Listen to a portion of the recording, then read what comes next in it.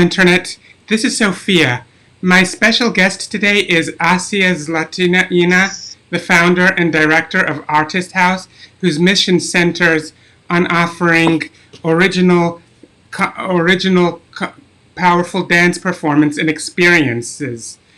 The COVID-19 pandemic has been a challenge for artists of all media, but Asya has been working hard to keep the arts alive during this time of lockdown. Welcome to the show, Asya. Thank you so much, Sophia, for having me, and thank you for everything you're doing to keep the arts alive. It's really a pleasure to be here with you. So, thank you so much. Well, tell us about the offerings of Artist House. Well, thank you so much for asking about that. There are definitely a lot of offerings that we had prior to the COVID situation, which of course we drastically had to change up at a moment's notice. Primarily before that, we were known for performance, and we were doing senior outreach, and we were doing some corporate fitness. But of course, when the COVID situation occurred, we had to dramatically reshift the strategy, and we obviously had all of our performances either canceled or postponed or go on virtually. And so we turned to what were some of the things that we could do in the quarantine situation. So for instance, we turned right away to education. We offer classes now. And we were doing both free and very low budget classes that were streaming online as a way to get people moving, because a lot of people are in an enclosed space. They're in tighter surroundings. They have a higher stress buildup. So what better way to blow some steam off than exercise and also be nice to your body. Remember to breathe, remember to move, remember to get those muscles unstiff. So we definitely started doing our part that we could in the situation. And of course, when we're pressured with certain things, we respond, and that's what matters. We cannot really control the situation with COVID, but we can respond to it accordingly. So what we decided to do was we're going to carry on. We're going to continue doing our rehearsals.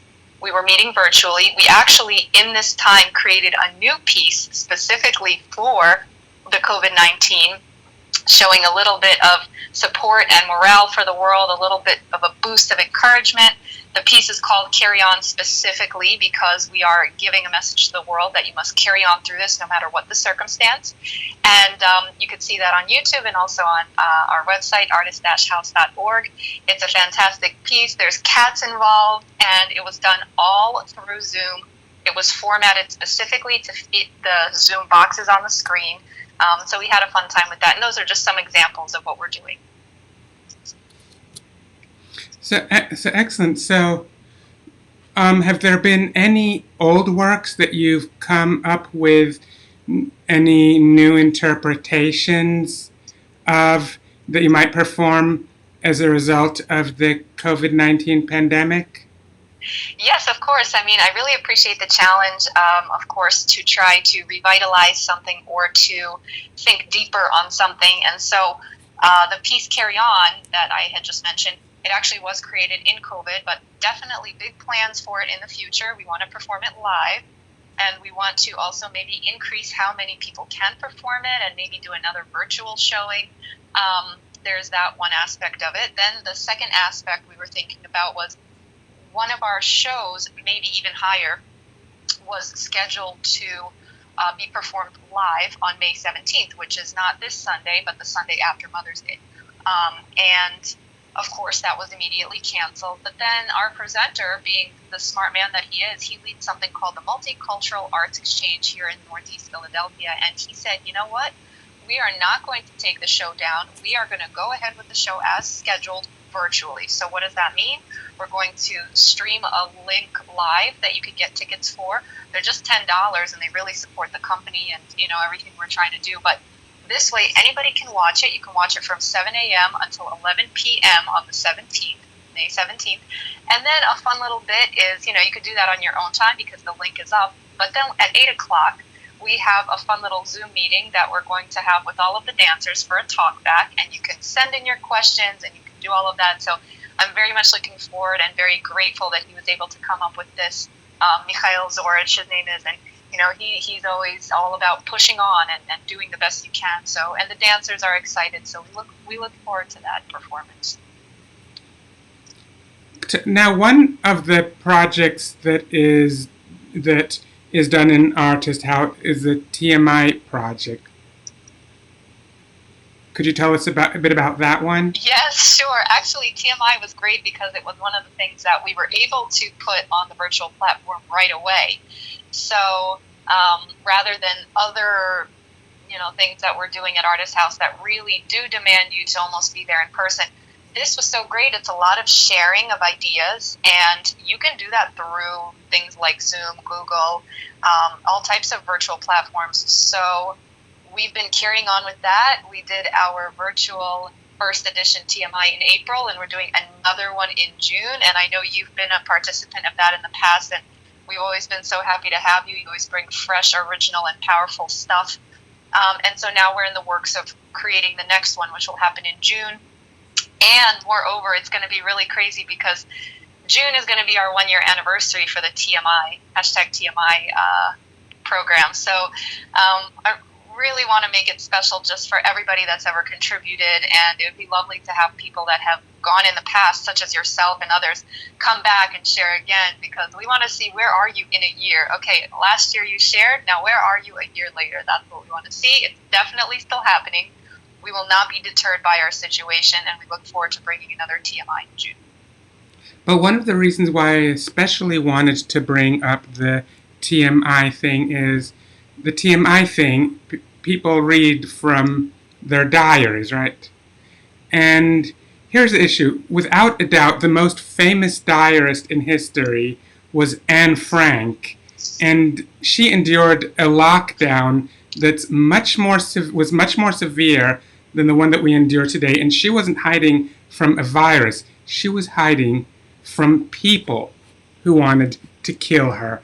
They had no Skype. There was no Skype, Zoom, FaceTime, Facebook, or YouTube in those days. And even if those technologies had existed, there's no way that people in hiding would have dared to use them. So let's talk about contrasting the lockdown today with the lockdown that they endured back then. Absolutely. I think that's a great point you bring up, because I've heard lots of mixed views on this. I've heard, kind of the mention of, well, if you think you have it bad, think about all the people that ever go into hiding, including those like Anne Frank and those escaping the Holocaust crimes, etc. And I actually would agree with your statement to say that, of course, there's no comparison. Of course, that's a given. There's no comparison. But I do believe that we can find strength within people like that. That's where our strength can come from. Because anytime you want to take something for granted, at least think that you don't have to be quiet at all times. At least think that you don't have to be shoved in a room with multiple people at all times. You know that eventually people are working on this and everything will be fine. We hope, yes, the world will change, but there was no promise for people like Anne Frank. They had no idea what was coming next. And so I've seen people get very sensitive about that issue, but I just want to stress, I don't think, most people are not comparing this to her, and they are realizing the gravity of her situation versus ours.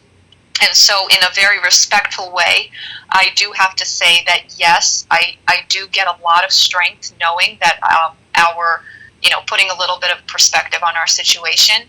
And she's always been a symbol of hope and freedom and the goodness of people for the world. And so I actually had mentioned in the very first TMI that I did, it was June 15th.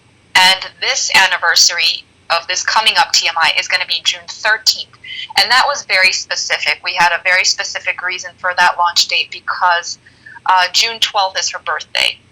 So it kind of will honor her as well. And even if not everybody in the audience knows it or cares that much as I do, for me, it's a personal little victory that I know about. I get pleasure knowing that I'm carrying on her concept of strengthening through unity and strengthening through sharing around her birthday. I think that's a nice way to honor her. And really, if I was alive back then, I might very well be in her situation. So also important to remember that.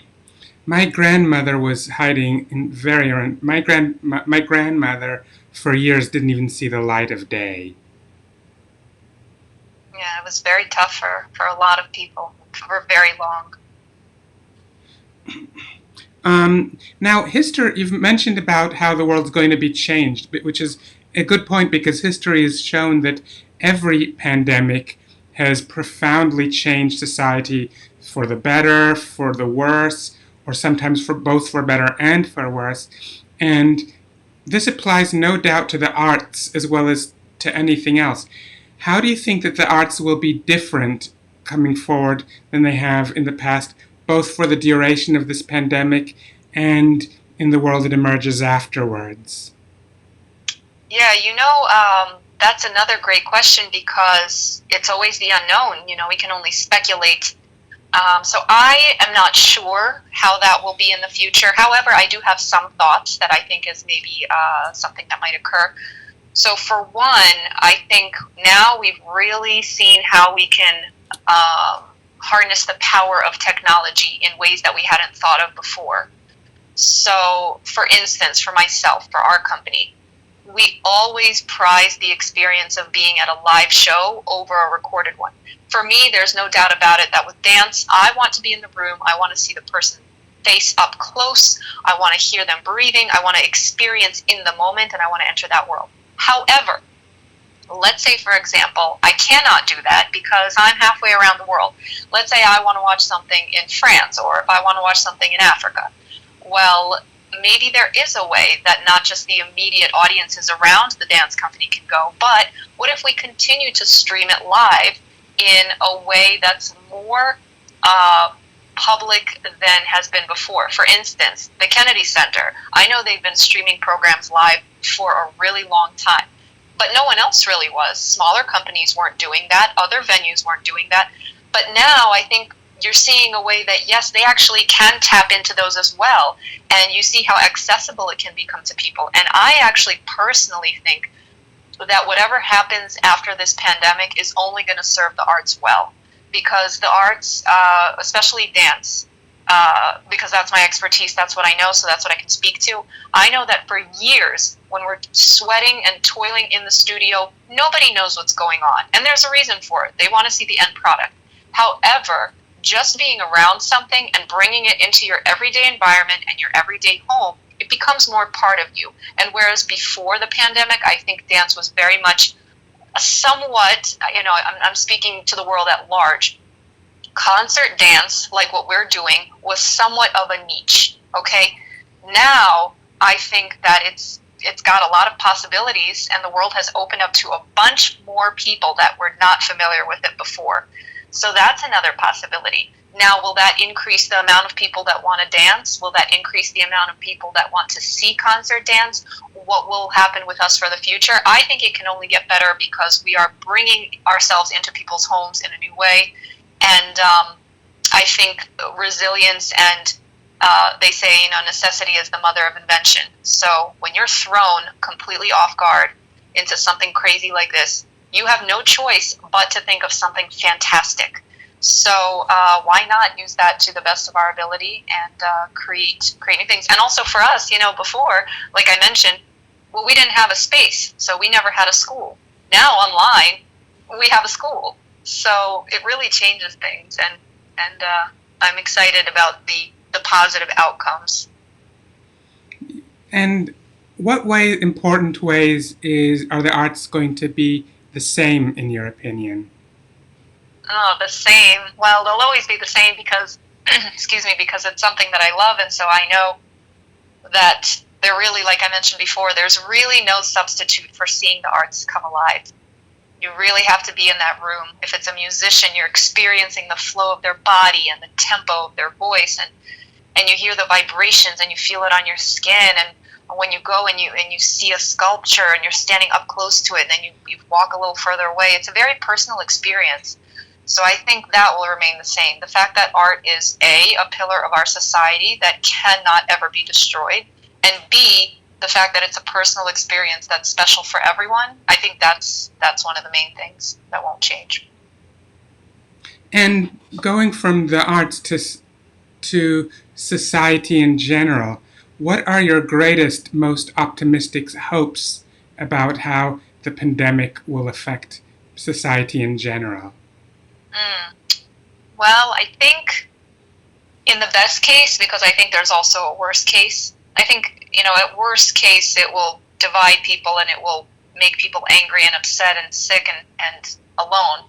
So unfortunately, I think there's a lot of bad things. However, in the best case, for someone who is looking at a situation and seeking, striving to turn it into something positive, I think I've already seen so much of that across the board. People are reaching out, people are looking to their neighbor, they're checking in with each other, they're spending more time with their families, they're not taking people for granted, they're grieving together, they're sending love, they're just we're putting ourselves into other people's shoes.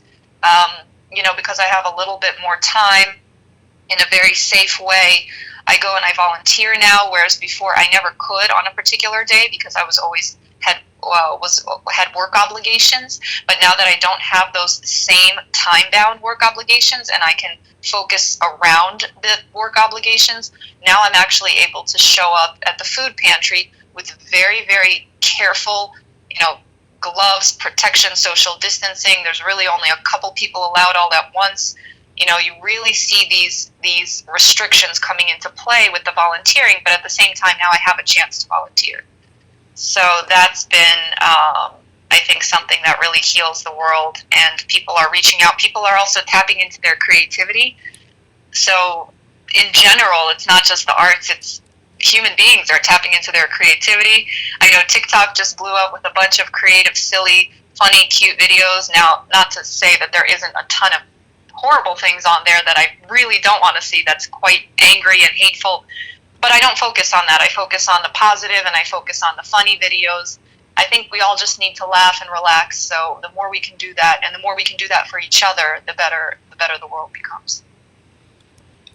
And so, what are your greatest concerns about how society after the pandemic might be in some ways worse than the society before the pandemic? Well, I think in a way that when people get back to the new normal, they leave the new normal and they go back to the old normal in a way, I think they're maybe going to forget their feelings in the quarantine, and they're going to, I think humans, and I include myself in this, we have a tendency to revert back. When we're in trouble, we think we make certain conclusions, but then once we're out of that trouble, it's very easy to slip back into old habits. And so I think that, paired with the fact that we're economically going to come out much lower than we originally were, I think that's a dangerous combination, because people that were complaining and being destructive might be twice as much so. So I do worry about that, because also desperation, they say desperate times call for desperate measures.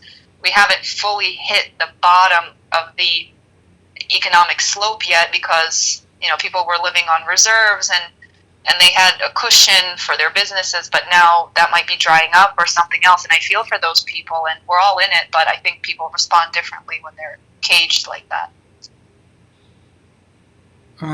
So, any personal life lessons that you feel you've gotten as a result of your experience so far during this lockdown?